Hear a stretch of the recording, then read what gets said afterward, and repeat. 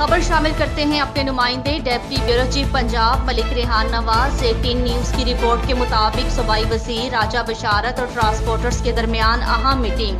تفصیلات کے مطابق لاہور شاپنگ مالز میں چھوٹی مارکیٹس کے بارے میں سپریم کورٹ کے احکامات پر عمل درآمد کے لیے چیف سیکرٹری کیمپ آفس میں اجلاس میں صوبائی وزراء یاسمین راشد، راجہ بشارت، میاں اسلم اقبال کی شرکت۔ اجلاس میں سپریم کورٹ کے احکامات پر منوعاً عمل درآمد کا فیصلہ۔ شاپنگ مالز چھوٹی مارکیٹس کے لیے نئے SOPs جاری کرنے کی حکمت عملی طے۔